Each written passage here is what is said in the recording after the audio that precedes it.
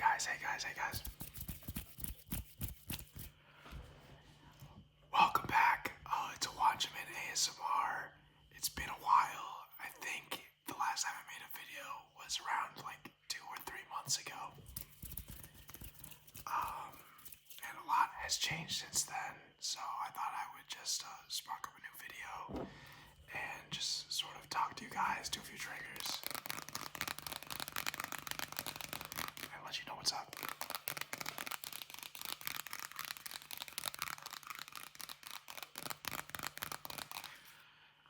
So we're in a new location today. I'm in my basement.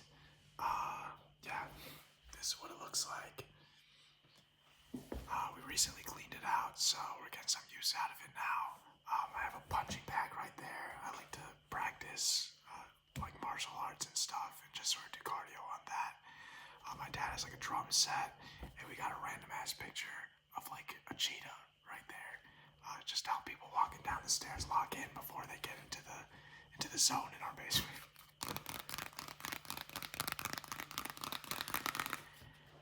Anyways, if you saw the title of the video, you would know that your boy is jobless right now. Let's go.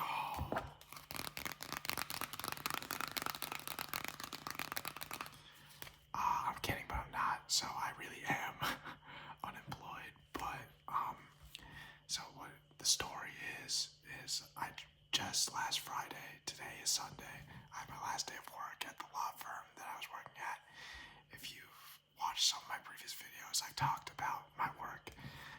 So essentially, I am an aspiring lawyer. I want to go to law school.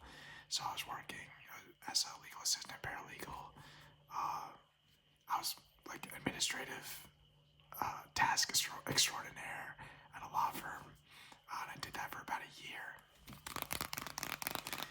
And I was doing that while applying to law school.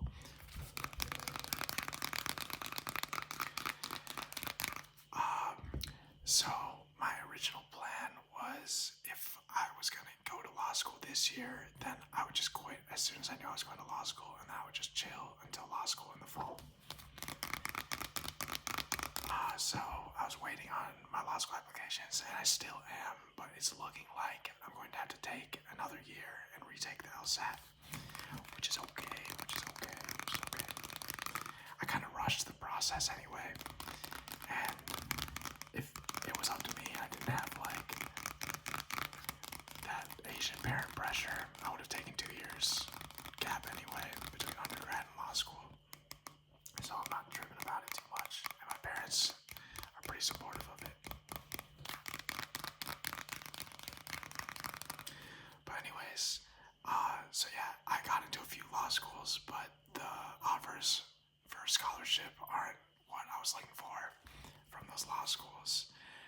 I'm still waiting on one more, but unless they throw me something crazy, I think I'm just going to try to get my LSAT score higher and apply again next year. And I know what you're thinking, bro, why did you leave your job then if you're just going to take another year and enter law school in 2026?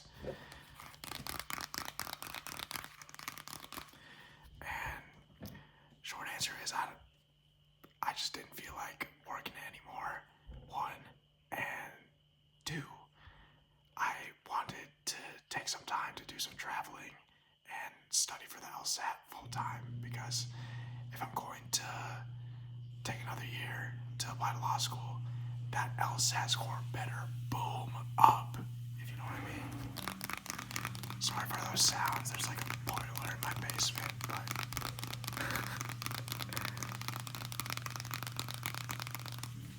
so yeah, I'm gonna take the next like 2 or 3 or so months to travel. I have some exciting plans. I'm gonna be going to New York for a wedding for my godbrother, and I'm also going to Japan with some of my friends, so that'll be a good break. I've worked really hard this past year, so I'm excited for that. And during that entire time, I'm basically just gonna be studying full time for the LSAT. If you don't know what the LSAT is, by the way, it's like the entrance exam for law school. And I'm going to be volunteering as well at the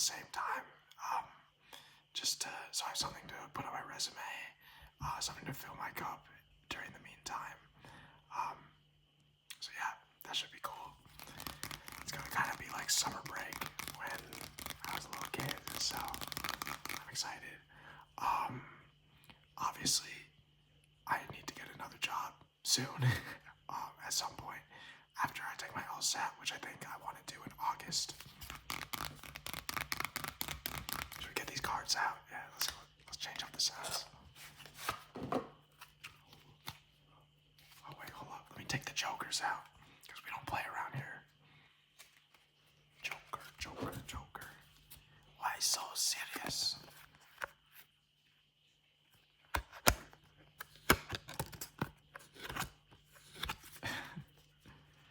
Anyways, yeah, so I've already applied for like a fellowship that I was interested in that starts in August, which would be really good for my timeline.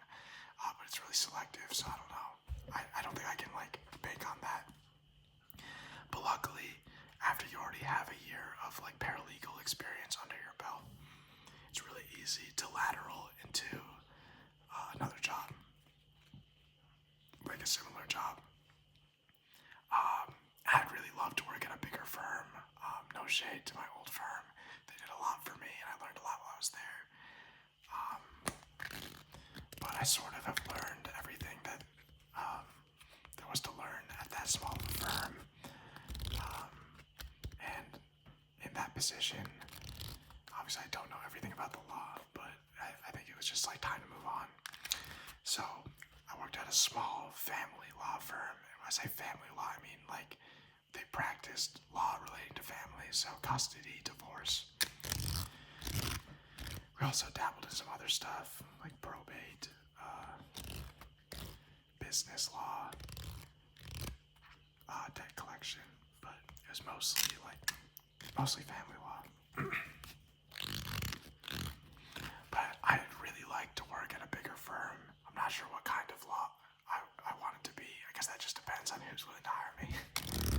But it would be cool to get experience at a bigger firm. I'm interested in immigration law, so I'll shoot out a few applications for that.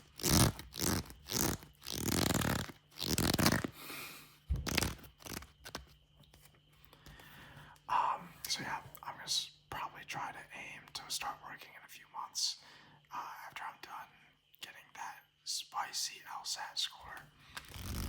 And then, no matter what, I'm gonna go to law school in 2026, even if it's to like my safety school, because I just don't want to take another year. But I figured I have the time and energy right now, so even though I got into some law schools this year, I think it would be the smart decision to run it back and give it all that I have.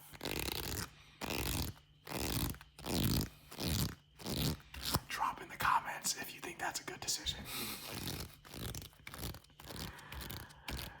Not that it really matters because I've already kind of made my decision.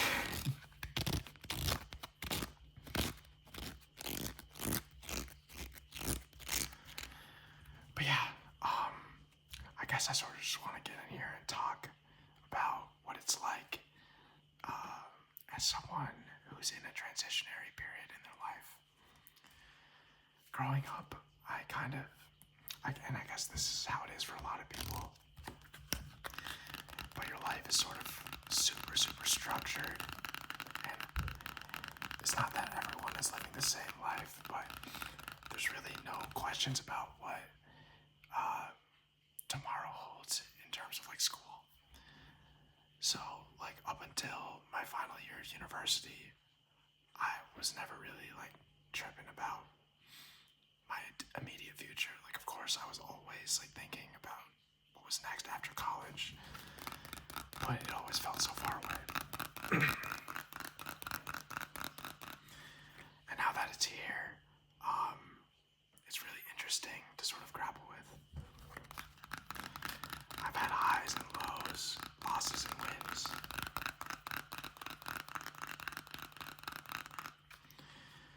Because now, me and my peers were all on such different paths. And it's really interesting to see how things pan out for different people. I'm really excited for what the future holds for me.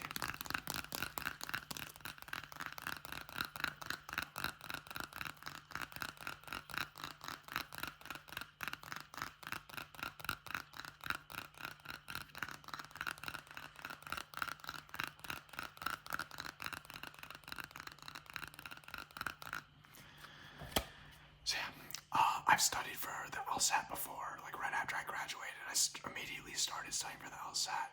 I took it. I got a good score, like a really good score, but it was less than what I was scoring on practice tests, which is kind of a bummer, but also kind of signals to me that I know I haven't reached my potential on the test yet. So I know that if I put some more time in, it'll be worth it.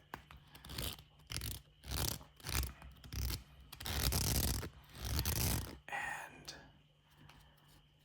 yeah, I think that was something that I really struggled with because I didn't enjoy studying for the test. Like, I'm super excited for what comes next, but studying for the actual LSAT was really difficult for me the first time because it has nothing to do with the law. It's a completely logic-based test, so it feels really like pointless outside of the one point, which is to get a really good score. So it was hard to stay fulfilled and motivated to study for the test. And after I took it, in my mind, there were so many thoughts like, I don't know if I can do that again. It was so difficult. It required so much energy and so much time. So I was really hoping that even though the score wasn't where I wanted it to be, that I would just be able to get into a good school, which I did, but the scholarship wasn't there. So then I have to think about, like, so what does this mean for me? And then over the course of me, like, racking my brain on how to cope with, like, setbacks, I sort of realized that I was really struggling to live in the present. I was so focused on the future and what was in store for me in the future, how I could set myself best up, that I forgot that where I am right now is what a previous version of me was dreaming of. A college graduate with a good resume, opportunities in front of him, the ability to pursue them. Like, I truly am so privileged to be in this situation. I really am blessed. But I was walking around every day just harping on my future, harping on the things that went wrong, without, like, realizing, like, all the hard work that did actually pay off. For example, my old job, even though it wasn't my favorite, I didn't love showing up to work every day, it had some issues. I made some really, really good connections. I learned a lot of great things. And the people there and the management, they loved me. And they said I could come back whenever I want.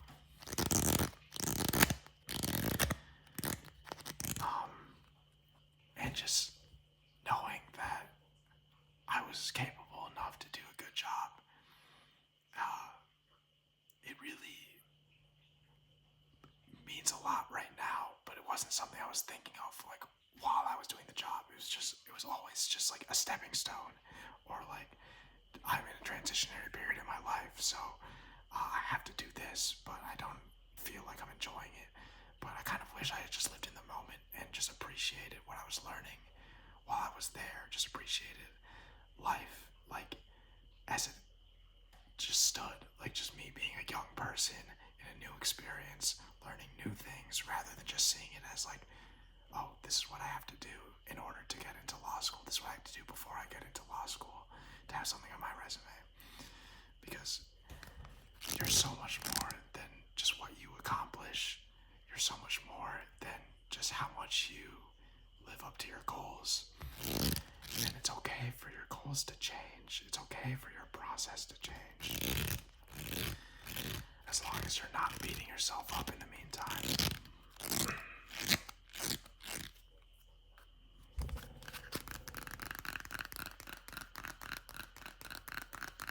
I hope what I'm saying sort of makes sense.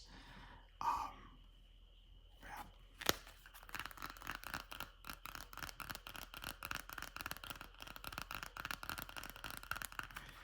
So I left my job so that I could study for the LSAT, and so I could have the opportunity to get a new experience in before law school. I didn't get fired or anything. In fact, they really did not want me to leave. But they were supportive of my decision, and for that, I am eternally grateful.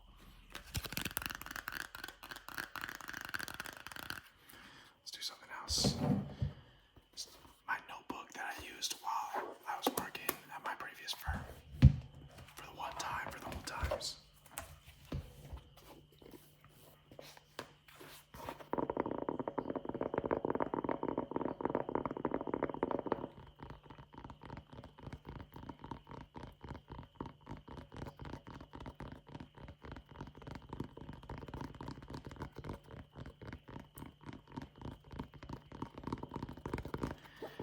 So yeah, if you're a young person and you're just graduating high school or graduating college and you have no idea what you want to do, I would encourage you, obviously, it's great to do your research. It's great to just do things to figure out what you're passionate about. But please don't forget to be proud of yourself for how far you've already made it.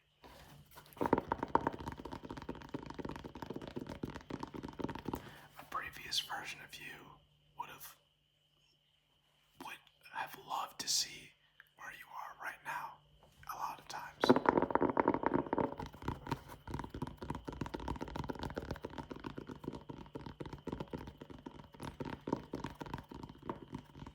It's really fun and exciting to think about what's next. But if you're always thinking about what's next, then you'll never truly get to enjoy the present.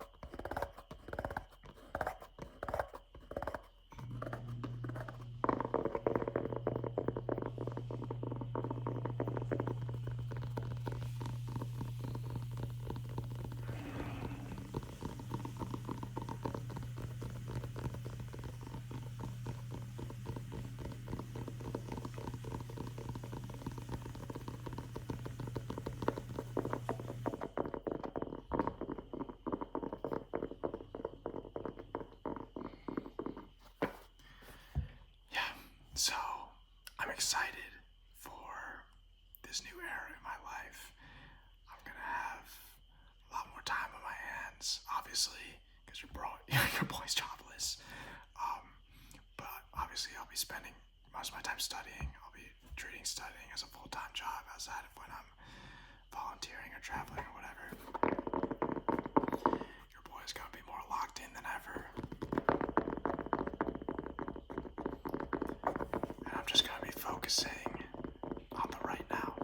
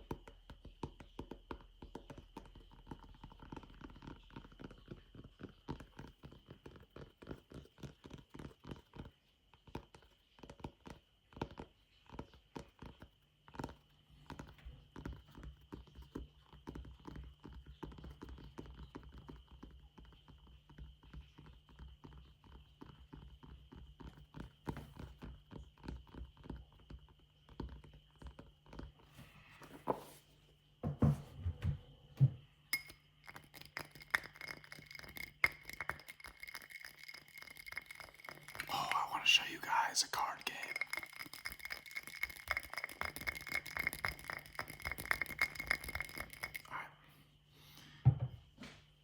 Let me just point down this tripod that my beautiful girlfriend gave me onto the table.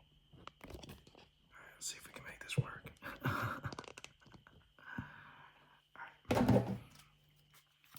So the game is called Beat the Deck. Excuse my terrible card shuffling skills.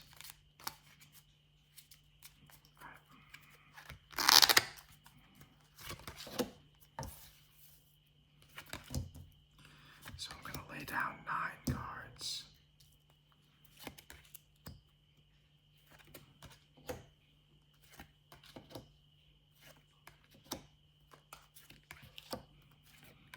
Alright, y'all see the cards, right? So essentially, the point of the game is that you have to pick a pile and then say higher or lower, and then you put the next card from the deck onto that. And if you get it right, like say I say like higher than 3. If it's higher than 3, so 9, then you keep it there. If I were to get it wrong, then you would flip that pile over, and then you can no longer put cards there. And the goal is to get through the entire deck before all of the piles are flipped over. And aces are the highest. And if you get the same number and you said higher or lower on that pile, then you have to flip that pile over. Like if I said higher and then I put 10 on this one, then that pile gets flipped over. I guess technically you could like say the same one, but that would be so statistically improbable that would kind of just be like a Hail Mary. But anyways, I think you'll just get it once I start playing. So lower than 10. Nice. Higher than 3. Alright. So they're the same, and I said higher, so that one gets flipped over. Higher than 5. Alright, bro. Lower than 9. Oh my god. This is not going well, guys. Higher than 5. Let's go. Higher than 6. Let's go. Lower than 10. Let's go. Higher than 6. Lower than Jack. These are all pretty difficult numbers. Higher than 7. Lower than Jack. Higher than 6. Lower than Queen. Higher than 5. Oh my god, we on a little bit of a roll. Alright.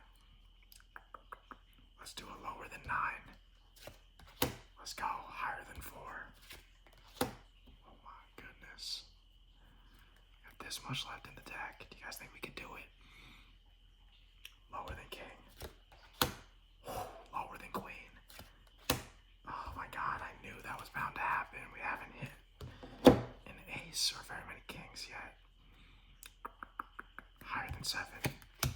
Let's go. Higher than 7. Not greedy with the hires. Higher than 8. Oh my god, I'm a beast. Lower than Jack. Let's go. Lower than 9. Oh my god, I was gonna say higher too. Coulda, woulda, shoulda. Shoulda, woulda, coulda. Woulda, coulda, shoulda. Hello. Alright, what y'all think? What y'all think? Higher than 8. Oh my god. Guys, this is not going well at all. Alright, lower than 8. Let's go. Higher than 6. Let's go. Lower than ace. Come on, man. That's too easy. This much left. 2 piles to work with. Higher than 3. Lower than ace. Let's go. Lower than 10. No. Oh, man. Higher than 8. Alright. Womp, womp, womp. Epic fail. We had 1,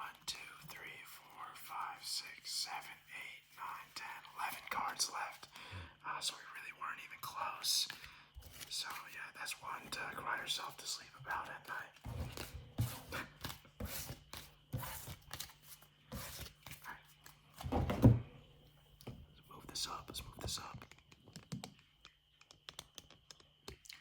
I think I'm gonna end it there. Thank you so much for watching.